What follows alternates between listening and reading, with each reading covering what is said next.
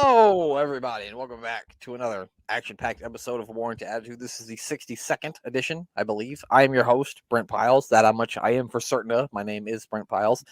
And just as certain as I am that with me, as always, is my tag team partner from across the ocean and from the future. He is the ballroom brawling disco dancing dynamite stretched intercontinental playboy.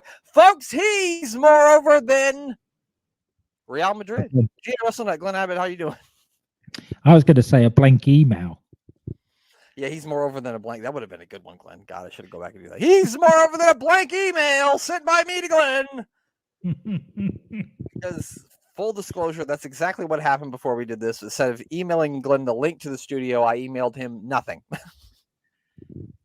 And had me thinking it was me. Yep. Sorry about that. I've had that sort of week. Well, and Glenn has lost his mouse. No, he doesn't have a pet mouse. He's lost his computer mouse. Well, never mind. Yes, Madrid managed to rob the Champions League. I mean, it's been a pretty good few days for Real Madrid, hasn't it been? Well, what else has happened for them then? They signed Kylian Mbappe. Well, it's finally official. Mbappe is now. Oh yeah, I knew that was going to happen. Yeah, that was a foregone conclusion. That little dweeb who was on wrestling that Randy Orton beat up at WrestleMania I think he's an Arsenal fan. He was like, "Oh, he's going to sign with Arsenal." I know it. I was like, "Sit down."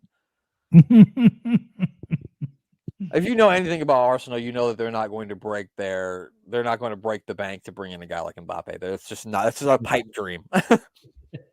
That's it. I don't know why these people don't actually just trust Arteta and Edu now. Well, especially after the last 2 seasons. Everybody that they've brought in over the last couple of seasons has performed. Yeah. Despite everybody going, "Oh, don't suppose they'll be any good." I mean, $60 million down the drain. Guy scores a game. Mm-hmm. Nobody liked that move. I remember everybody bitched and complained about that one, and that seemed to work out okay, didn't it? It certainly did. It definitely did. It looks like they've got a few moves that they're going to make. I'm not really as familiar with other leagues as I am the Premier League and such. So, like the German players, I'm not really completely familiar with. I saw that there was one guy from Germany they might sign. And so I'm not really familiar with and I don't know if you've seen the rumors of any of the people they might be bringing in. I know you've seen the rumors of people who are going out. I have seen some of them, and I don't know why they're concentrating so much on the midfield. Yeah, the only thing I can think is that they're trying to get some more depth in the midfield. Yeah, because you can't rely all the time with the same three. Right. And they need to get somebody. They actually need to get probably a striker, and then you can move. You can move Jesus, or you can move someone else to the outside, and then that would relieve some of the pressure off Saka, because I mean he's out there almost every single match running the whole time, and he really needs some support because he can't keep that up. It's not going to be good for him. And also I think they needed to work out someone in the back too for some more support too, because I think Saliba played every single minute in the Premier League this league. And I mean, I love Saliba, but I don't want to see him out there every single minute. He needs to at least have some sort of a break. You know what I mean? Yeah, you can't rely on Gabriel and Saliba every game. Right. You got to have somebody that you can rotate in there. I mean, right now, like when you watch us play Everton, when Gabby went out, I'm like, well, fuck, who's going to take his place? I mean, I know you can slide Tommy Asu over, but I don't love Tommy playing a center back position.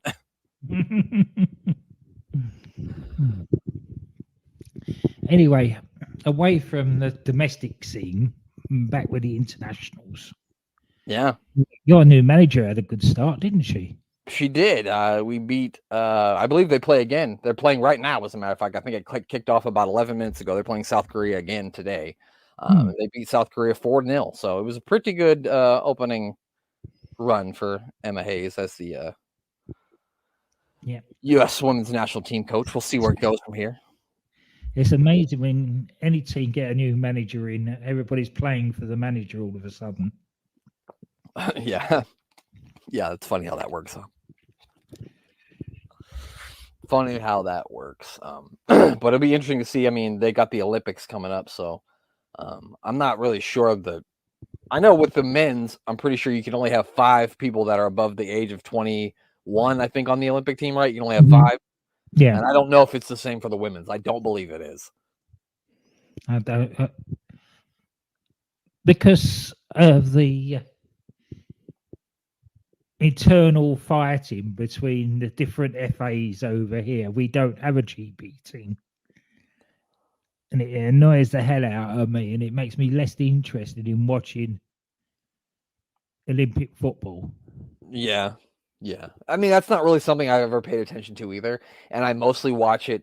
And I'll definitely pay attention on the women's side this time because they got the new sort of man. I don't think Emma Hayes actually coaches the Olympic team. I think somebody else does that. But she's the manager, so she manages the squad anyway. So I'll be interested to see what they do. But Olympic soccer is not really something I usually pay attention to either. I would like to watch the French men's team because I know Thierry is the coach of that team, and I just love Thierry. So how could you not? Yeah, and here I have a bunch of outstanding kids. Oh yeah. I know he wanted Saliba, but I believe that Arsenal blocked it because they didn't want him. They want him to take some sort of time off because he's playing in the Euros, and then he would have to go to the Olympics too. And goddamn, the guy needs a break. That's right. We're crying out. After playing every single game 60 odd games last season with cups and Yeah. league.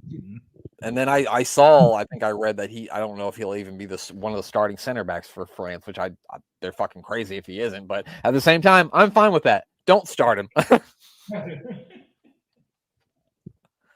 Don't start him. Yeah, just keep him in the hotel for 2 weeks, wrap him up in cotton wool. Let him be. I'm fucking cool with that. Yeah, absolutely. 100%. 100% cool with that. Yeah, we got the Euros coming up in what, about 12 days now? 12 days, yeah. It's the end of the month. Yeah, yep. So a lot of football. There'll be some more football to talk about. We come up at the end of the month when we get some actual matches going. The Copa America starts, I think, a week after the Euros too. So there's gonna be a lot to watch.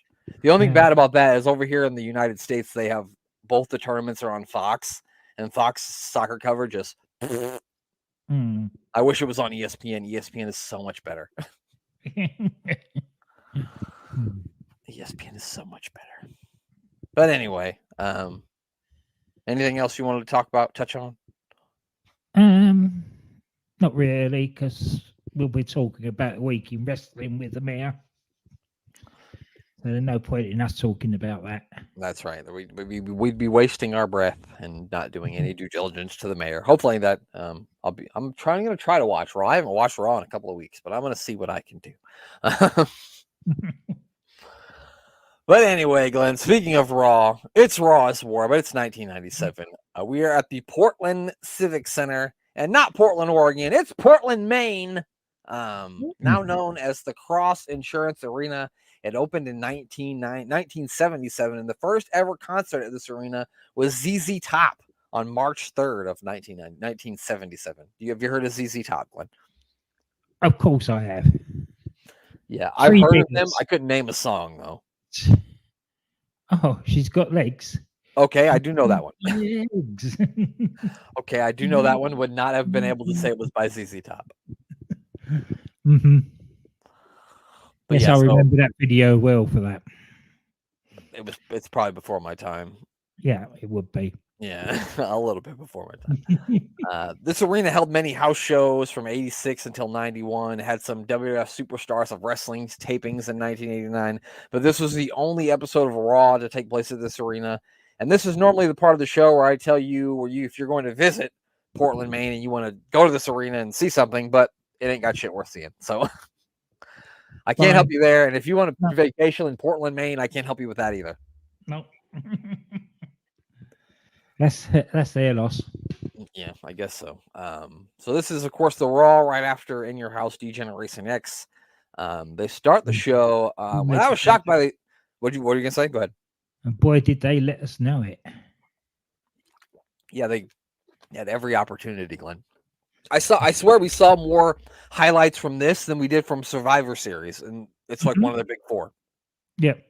Yeah, It was as though they were trying, because it was the drizzling shits, they were trying to make up for it by saying to people, look, it was quite exciting if you only look at the still pictures. Right. If you don't watch the whole thing, it's fine. They start showing still shots of Rock versus Steve Austin match from the pay-per-view. That's kind of what they open the show with. And then we open the show with Mr. McMahon making his way down to the ring. Apparently, he's got an announcement. He gets on the mic. We've got new commentators. You've got that before Mr. McMahon came out. Oh, yeah, there was Michael Cole. You got Kevin Kelly and JR. It's a whole host. Poor old JR, he looked a bit out of it. I think Michael Cole, with the side of things to come, took over a bit. Could be. And it's weird to have Michael Cole and JR together because they both are kind of the play-by-play guy. You know what I mean? And it's weird to have two play-by-play guys. Mm-hmm. And sometimes you can make that work, but I don't think that JR and then putting Kevin Kelly on there too, who's also a play-by-play guy. Like none of these guys are color. No. Which I think Kevin Kelly is a very underrated wrestling commentator. I think he's probably one of the best ones out right now. I haven't heard him doing anything in a long time, but I always love listening to him. Kevin Kelly, especially with this one, it seemed like he was having bits of paper put in front of him and just reading off the what he was told to say. Oh, I'm sure. Yeah, I'm sure. So yeah, he's Mr. McMahon starts to talk about Steve Austin, how he's been getting away with murder, beating up WWF officials, announcers, even him.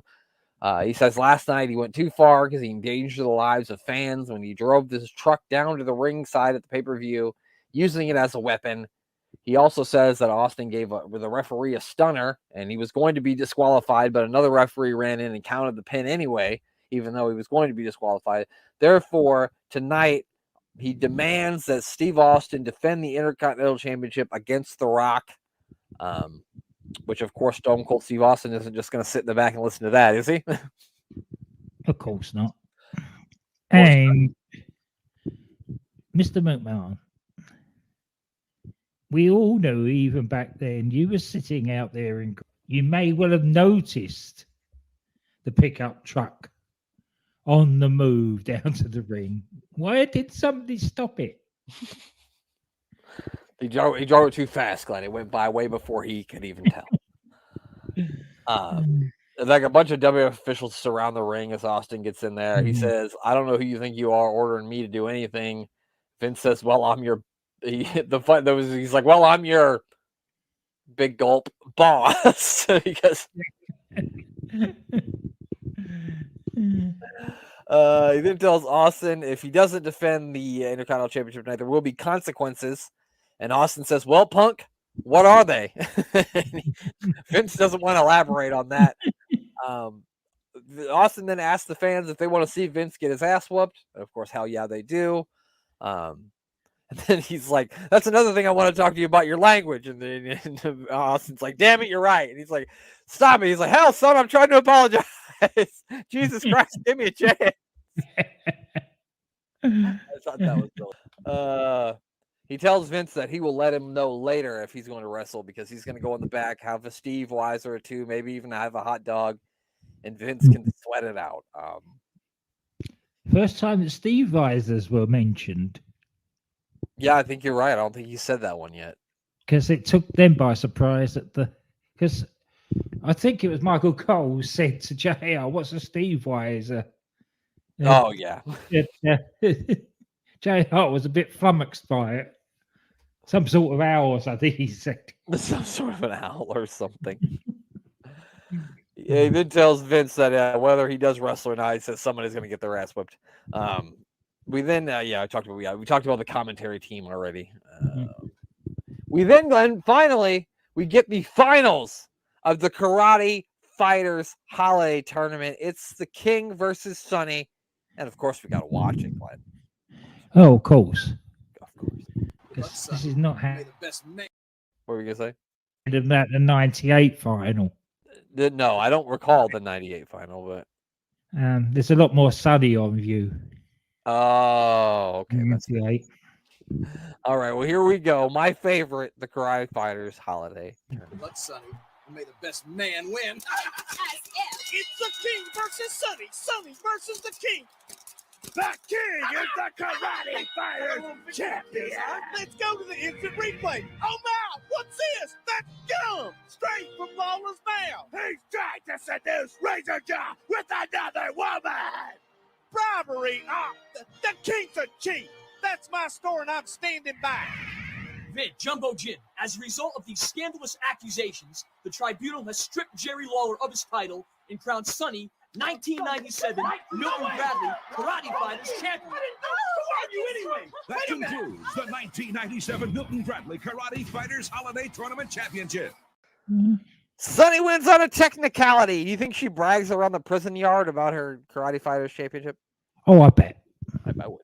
If I was her, I would. Why wouldn't you? So one hell of a finish to the Karate Fighters tournament. Sonny won, but basically by default because the King is a cheater. He went like triple cheating too. He used the gum and he paid off the referee and he tried to seduce him with an action figure. He put all the stops, didn't he? He did. He pulled out all the stops. He wasn't messing around. Then there was what happened between LOD and New Age Outlaws at the pay-per-view with Henry Godwin costing LOD the match. So the one match I was hoping I'd never have to see again in 1997, we're seeing, because it's the Godwins versus the Legion of Doom. The Godwins have the tag team champions with them. This is like the match of doom for me, Glenn. What about you? That's how I felt, but it was only 2 minutes 28, and it didn't seem to go that long before it broke. I mean, it felt every bit of 2 minutes and 28 seconds to me, Glenn. Every bit. It was like when your team's up by one, your team's got a 1-goal lead and it's in stoppage time and it's like 3 minutes of stoppage time. It's the longest 3 minutes of your life. That's what this match was for me. The longest 3 minutes of my life. See, I knew what was going to happen, so all I was just looking forward to was lights going out. Oh, see, I didn't know that was going to happen. I figured that, the Billy Gunn and Road Dogg would get involved eventually. But I mean, the LOD start beating on Henry Godwin to start the match. In fact, they beat him up until they got tired of beating him up, and then they made him tag in Phineas so they could beat him up too. Yeah. Eventually, yes, the lights go out and Kane comes down to the ring. Animal's already down because the New Age Outlaws threw him into the steps. And so Kane gets into the ring. He hits Hawk with a tombstone, which I guess Kane hasn't ever saw Hawk wrestle because a tombstone's not a good thing to do to Hawk. No, he just no-sold that. Yeah, he just popped right back up. But then Kane did chokeslam him, and he felt that shit. Yeah. And I guess you can't immediately give him a tombstone, but if you chokeslam him and then tombstone him, it'll hurt him. Yeah, and it certainly did. It decapitated him. Yes, apparently. So yeah, and then Kane leaves the ring. They go to a commercial break. Kane leaves the ring. The lights come back up, and of course, Billy Gunn and the Road Dogg take this as a perfect opportunity to start beating Hawk up since he's already down. They start stomping on him until Animal gets in the ring with a chair and clears the ring out. So another yes, and then we hear more from the tag team champions after the commercial break. Let's hear I don't know how they managed to clear the ring and everything so quickly during the commercials. But it was safe. It's almost as if this was I don't think this was a tape show. I think next week is taped. No, but it's just the safety of the New Age Outlaws. They spent the last 5 or 10 minutes running away from everybody. And then they're there, the only ones in the ring. You would have thought that would have at least piqued Kane's interest. Yeah, or like LOD wouldn't have left, or they would have came back or something. It was just strange because like they're running away from LOD when we go to a commercial, but we come back, LOD's gone, and they're standing in the ring talking trash about them. They even sing him a little song, Glenn. You want to hear the song? I know you do. Let's hear it. We're gonna sing you a little tune, Portland. It's one of my favorites. And I hope it's one of yours. It's dedicated to the dinosaurs of professional wrestling, the OLD. Na na na na, na na na na. Hey, goodbye. Come on, you know the words. Na No. Steen was You one-hit fatty wonders. in the front row. Maybe just like Road Dogg and Billy. Goodbye and good riddance. We should be nominated for Music Duo of the Year after that knockout performance. The only thing left is singles competition.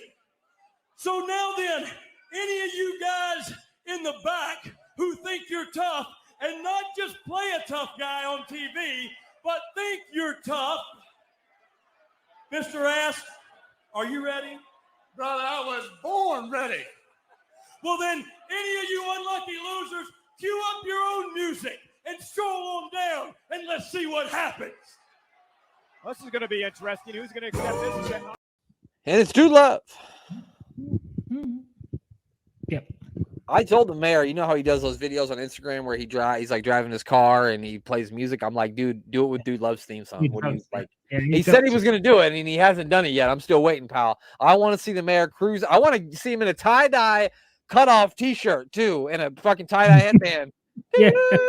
That'd be great, wouldn't it? Yeah, cruising along top down. I think that'd be amazing. Yeah, so they're like, no, we don't want to fight 3 people. We want to fight 1 guy, which I thought was funny. What did you think about this match between Billy Gunn and the Dude Love? This was the match of the night. Probably. Which doesn't say much for the rest of the show. But yeah, I enjoyed this one. Yeah, it was different because you got to kind of see what Billy could do in the ring. I mean, Billy's really the worker of the two. I mean, when things need to get done, yeah. they're usually doing it, so that makes sense. Road Dogg's on commentary in this match. Did you notice that he referred to the Godwins as Southern Justice? They said the Godwins, and he said, "Do you mean Southern Justice?" Then they sort of sniggered. Yeah. So maybe I don't know what that means. I know they eventually do become Southern Justice, and maybe that was a little hint that these Hicks. I don't know why I said Hick. I guess I just have Hicks on my mind because we're talking about hog farmers. Yeah, it was a good match, but there wasn't a whole lot to it. Dude Love wins it with a sweet shin music and a double arm DDT. After the match, they lay him out with a chair, and then they take the tag team belts and put them over his face, and then Billy does a top rope leg drop on. I love when Billy countered sweet shin music with a leg sweep.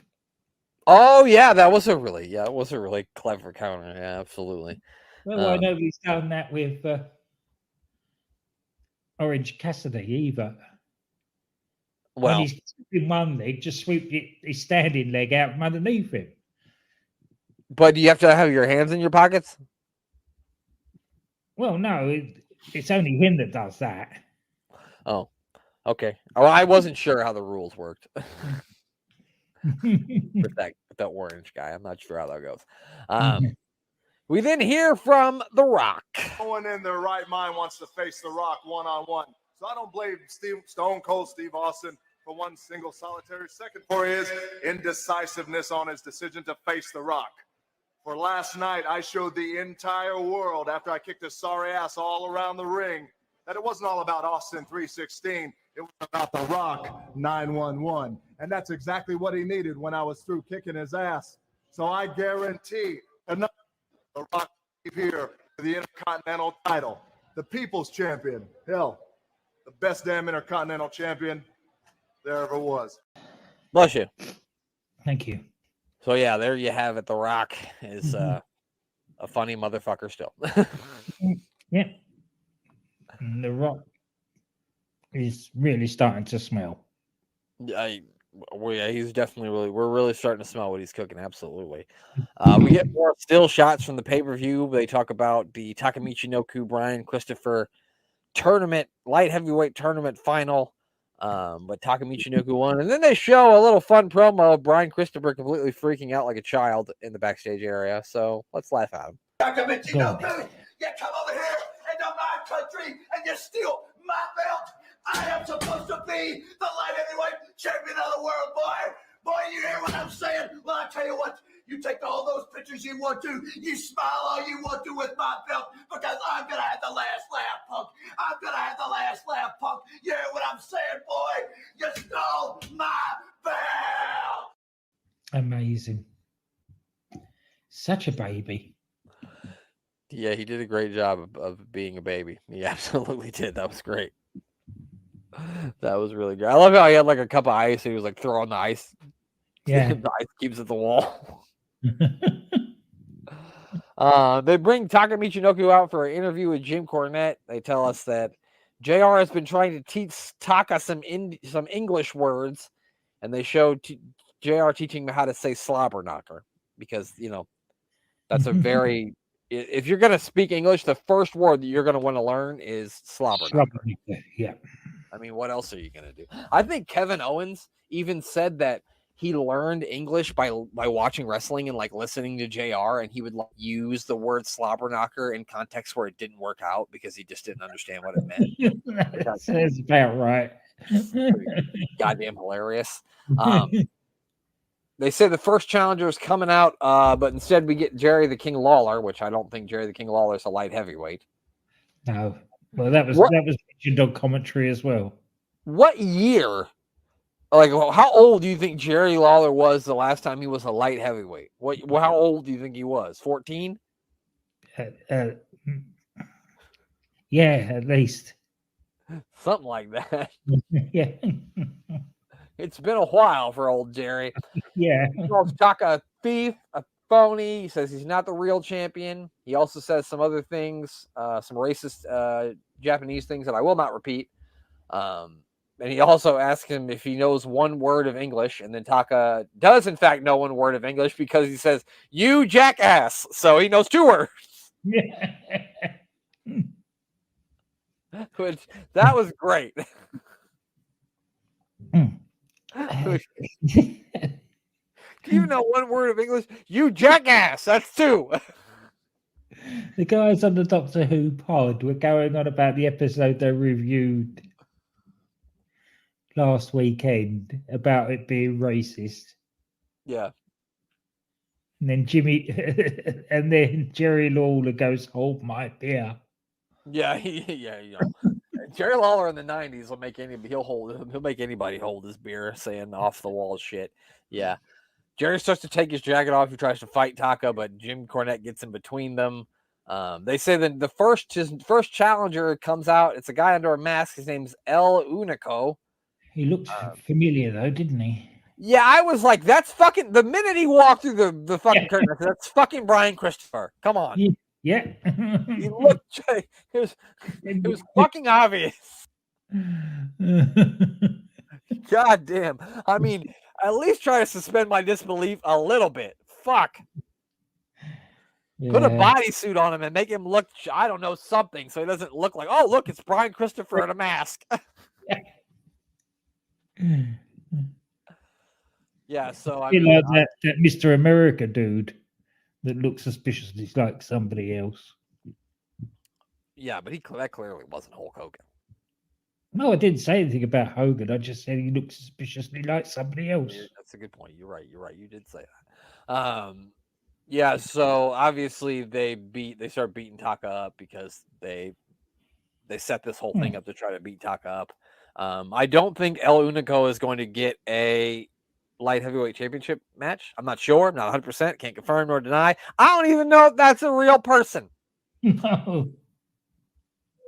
So I don't know. So there you have it. The Taka Michinoku Brian Christopher feud is not over, pal. But really, what other fucking light heavyweights they got? They haven't. Yeah. That's the only one they got. And from now on, they'll just bring in random people at pay-per-views for Taka to face for one-off matches because they don't have anybody. It's almost as if they didn't think this thing through. Well, that is so Vince, isn't it? God, but they like little people. We'll give them little people. There's only 2 of them. It's fine. They'll never know the difference. We'll put a mask on both of them. They'll be the same people over and over again. No one will even know. They're all hicks. They don't know anything. They don't know if you know this or not. They wear overalls. Well, he gets away with that with the really little people. He does. Yeah, he just put whatever gimmick on the little people. It don't even matter. No. It doesn't even matter. They show Austin sitting in the back in a comfy chair eating a hot dog before they go to commercial.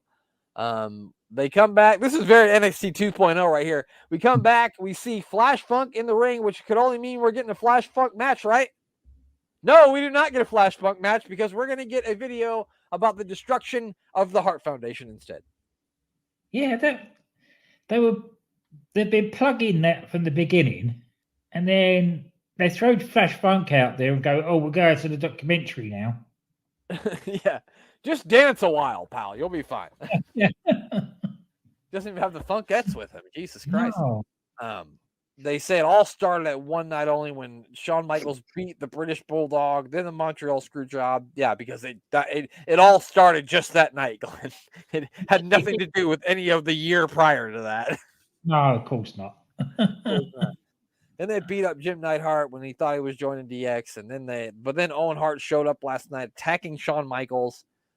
They kept hinting that every time they talked about Owen Hart attacking Shawn Michaels, that Owen Hart, that might be his last time we ever see him, and we may never see him again. So they're like playing it up as the last time we saw him.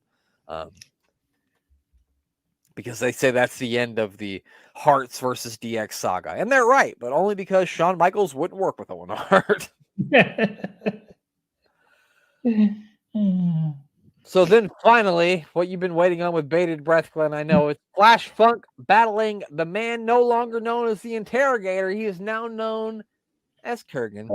What would you rather be known as, Glenn, the Interrogator or Kurgan? If I look like him, they can call me whatever they want. I mean, you're going to call me whatever I want, because if you don't, I will kill you. That's what I would think if I was him. The Jackal gets on commentary for this match. He says, Kurgan is tired of being a sideshow freak for the WWF. Wait until he finds out about the oddities. Yeah, that's it. He's going to be pissed.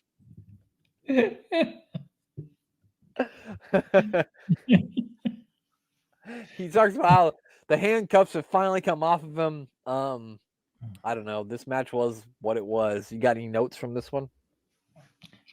Only what you just mentioned is that for this big build up to this new gimmick, it only lasted a few weeks. Not a whole lot going on for Kurgan, I don't think. I mean, he's big, but what else does he hang up? Well, that's it. Yeah. At least have the lights go out and have Kane come out and something that would have been better than this. Yeah, he uses like a claw type move on Flash Funk's face, and he even slams him to the mat by his face.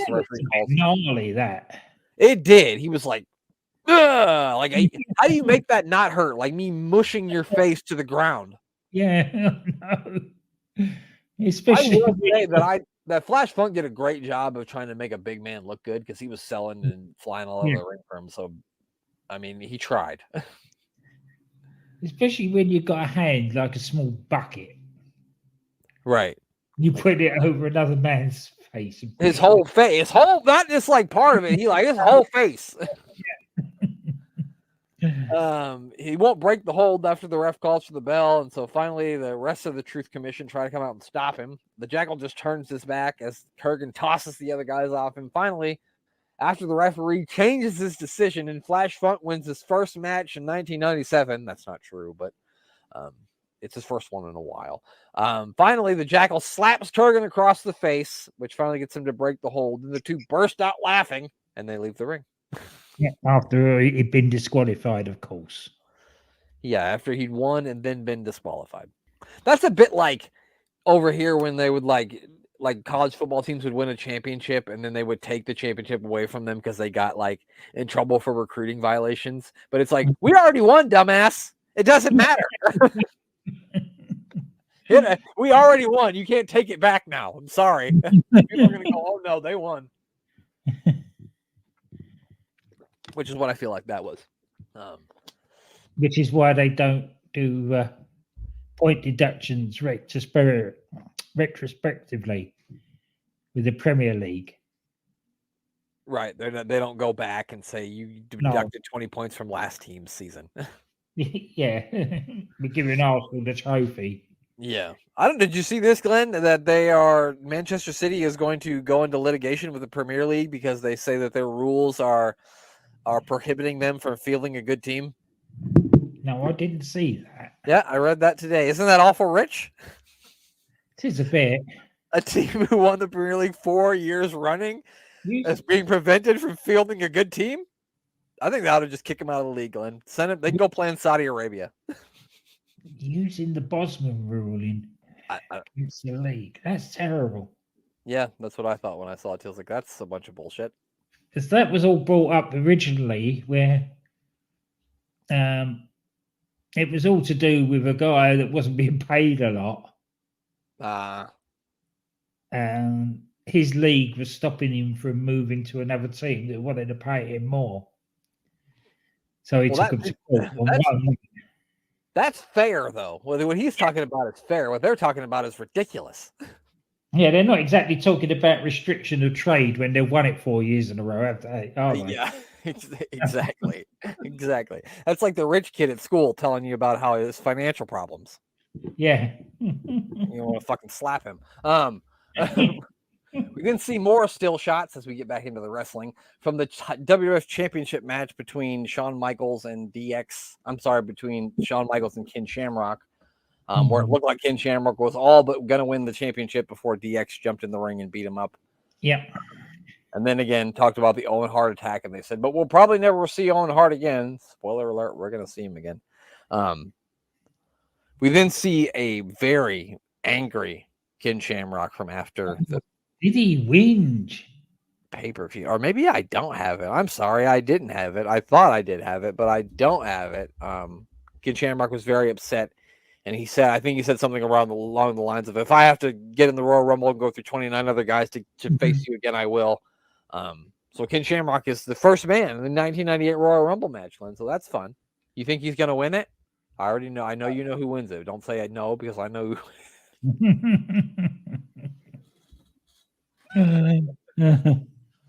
Anyway, they tease the Rock Austin match, of course, in the main event. They show Vince in the back talking with Patterson and Briscoe. We start the second hour. DX comes down to the ring. They've got a card table set up in the ring, which I'm not. We're gonna hear more about that later. Triple H talks first. He talks about how he beat Sergeant Slaughter, and then HBK gets on the mic and says Ken Shamrock wasn't dangerous enough to take him out. He says to make sure that we remember he's still the European champion. I'd forgotten, hadn't you? Yes. Yeah. I'm glad you reminded us tonight. Yeah, so somebody would remember. He's also a three-time WWF champion and the only Grand Slam champion in WWF history. He then talks about Owen Hart, and let's hear what he has to say about old Owen Hart. This is some pretty iconic stuff here. I never remember that promo, but I do remember the crowd chanting "Nugget" to Owen Hart. The thing I remember most about the Nugget thing is when, and we'll see this when we get into 1998, is when DX kind of makes fun of the Nation, and Owen Hart's a member of the Nation, and they have that kid out there with the long nose. He's like, "I'm not a Nugget, I'm a man, damn it." And that's what I think about when I think about the Nugget thing. I don't ever think about that promo either, but yeah, that's where it came from. That's where the Nugget stuff came from. And we also find out that they're going to sit out there and play strip poker until Owen Hart comes down to the ring. They got a bottle of Jack Daniels down there. I'm not sure if it's real Jack. I don't think it is because they end up breaking the bottle over somebody's head, and so I don't think they would use a real glass bottle. And while they're playing cards in the ring, Skull and 8-Ball come down to the ring, ride down to the ring because they've got a tag team match with Jose and Miguel of the Los Boricuas.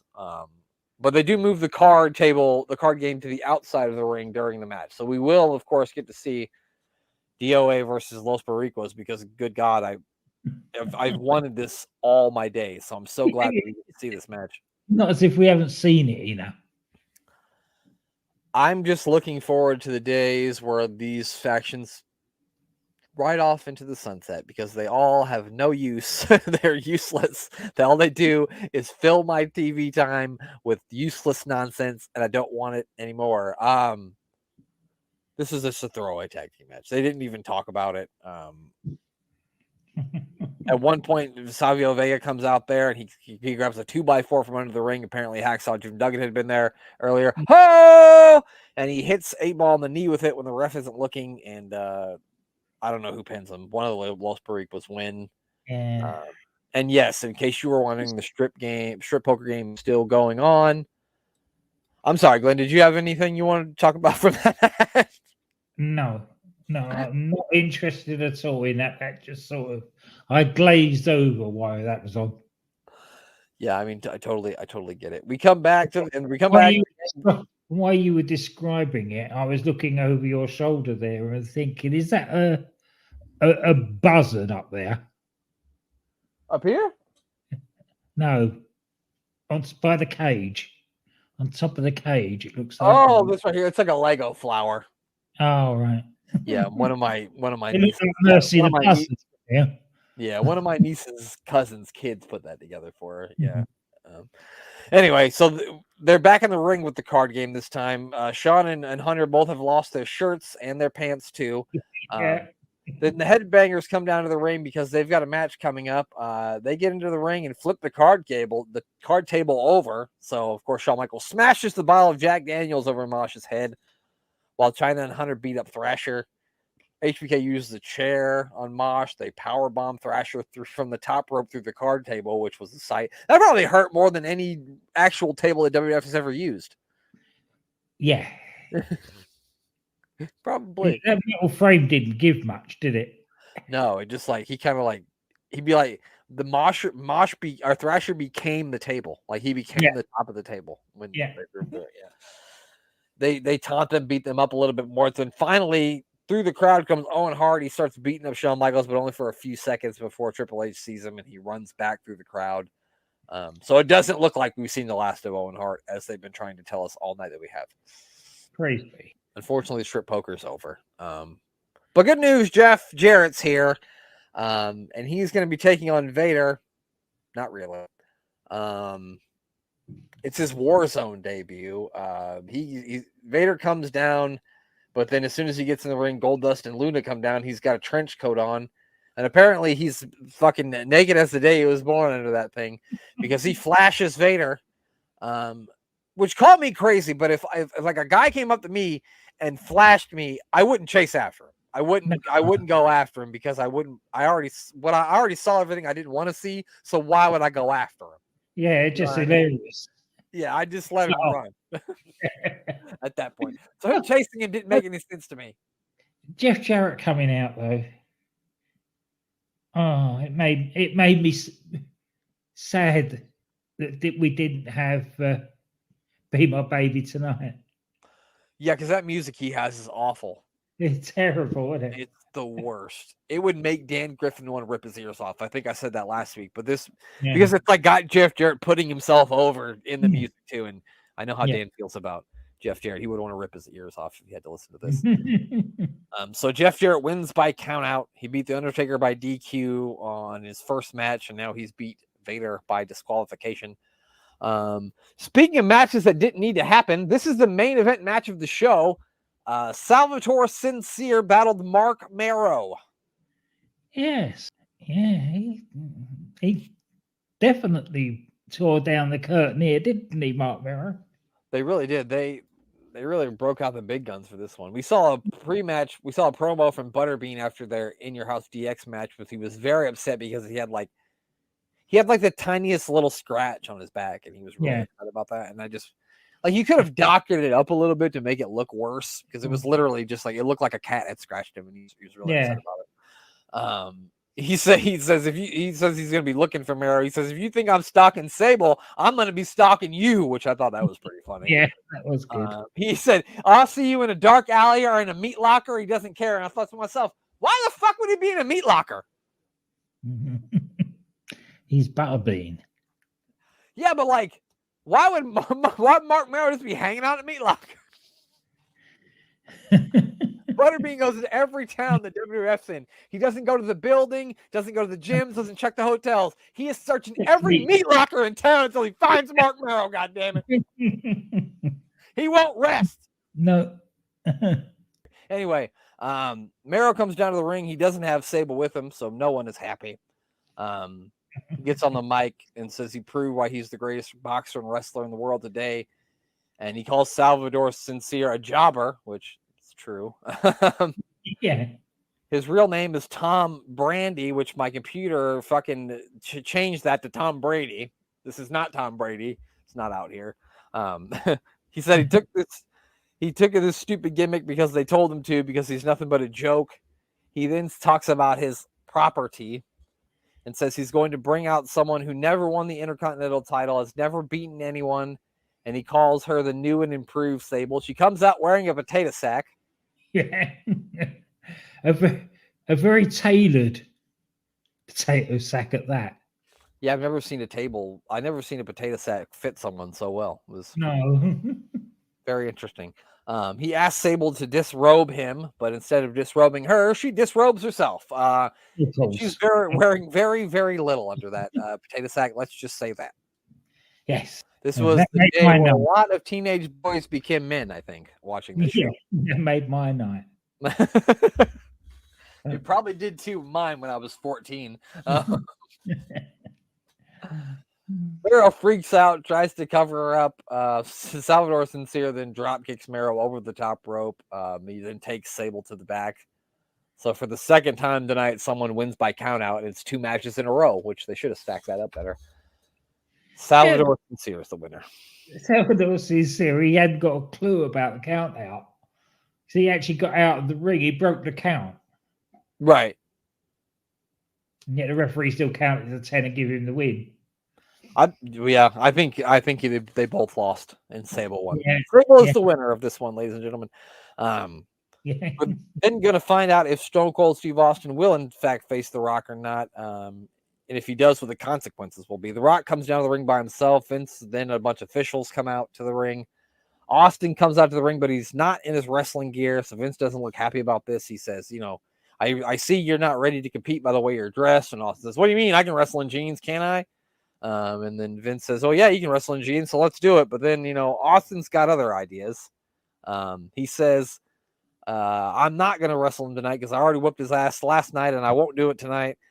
He wants to know what Vince's consequences are if he doesn't wrestle. And Vince, says, you're going to make me strip you of this championship and give it to The Rock. And then, Austin pretty much says, I've been the Intercontinental Champion before. I've been the Tag Team Champion before. I don't want this belt. I don't need this belt. I got bigger fish to fry in the World Wrestling Federation Championship. You can take this belt. You can have it. I don't want it.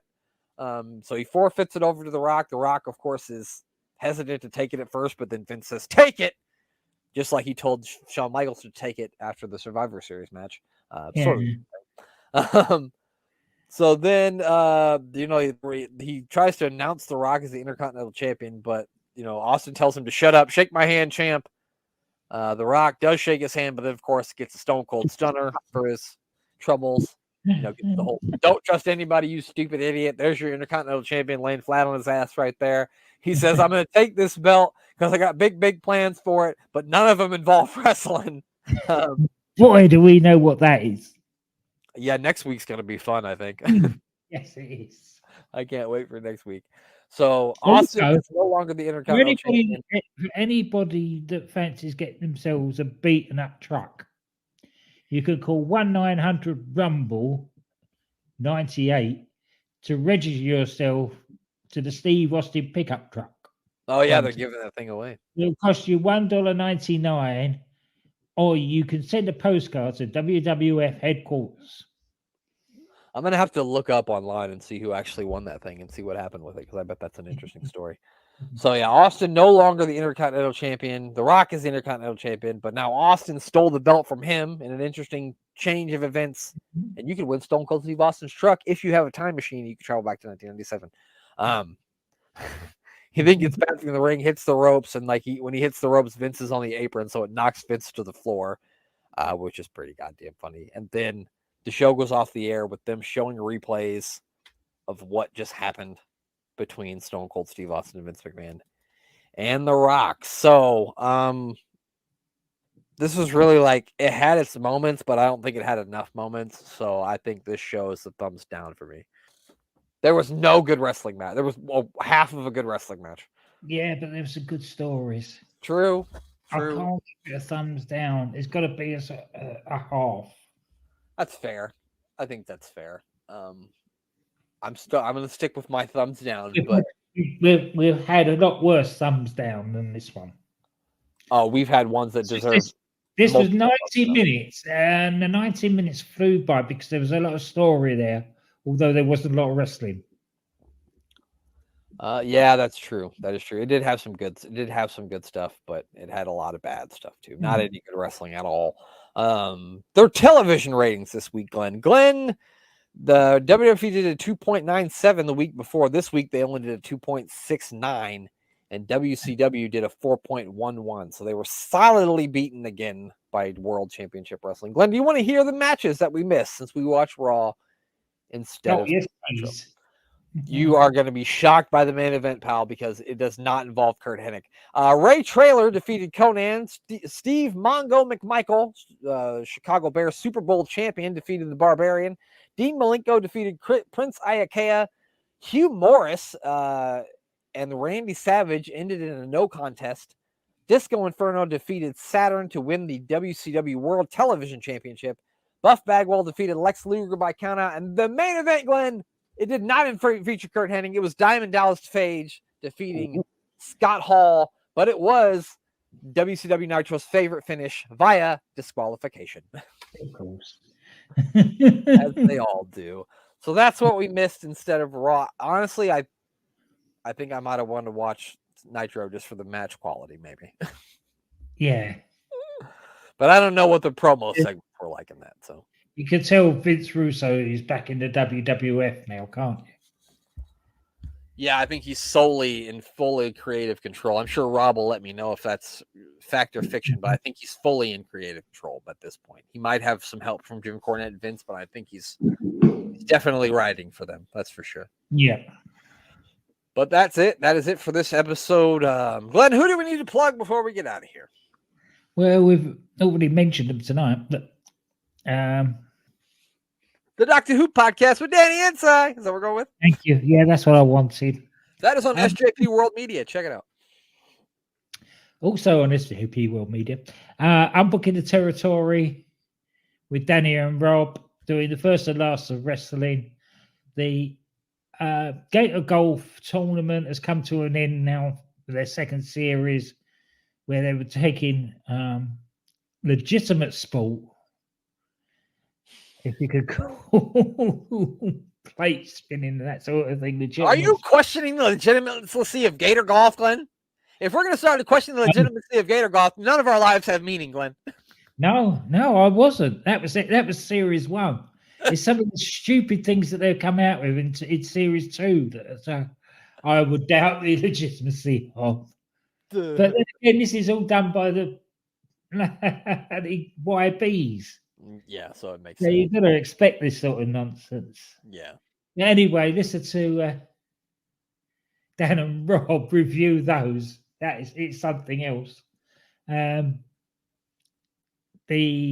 Unstacking the Dedatory, going through to Wembley 1981, where Big Daddy faced up against Giant Haystacks in the most watched wrestling match ever. 18 million viewers, apparently. Is that all of them? No, you forgot one. Oh, DDT Wrestling with DC and Doc. There you go. Don't forget about DC and Doc. Can't forget about those guys. And make sure, of course, you check out the other member of our podcast team, the third member of our podcast team. Today's Wednesday, so that means there'll be a new episode of The Meal with the Mayor out today. God willing that the mayor can put one out. But I believe it will be out today, so make sure you check out A Meal with the Mayor. That is on the Twitter X. He is at Mayor of Canton. Check it out. And, of course, make sure you check out Sports Wire Radio and give our buddy Thomas Bryce a follow on all the social media platforms. It is Thomas, B-R-I-C-E, Thomas B. Rice. He's going to put out a rap album next week. Be on the lookout for that. Thomas B. Rice raps the hits. That's not true. But check out the website. It's sportswireradio.org. That's Sportswire with a Z.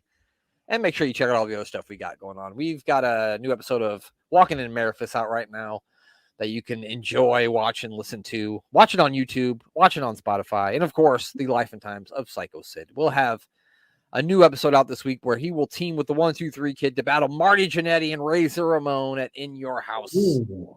I don't remember what In Your House it was, but it wasn't In Your House. So be on the lookout for that. And that's it. I got nothing else to say. The only thing left to say is for Glenn to say goodbye. Goodbye.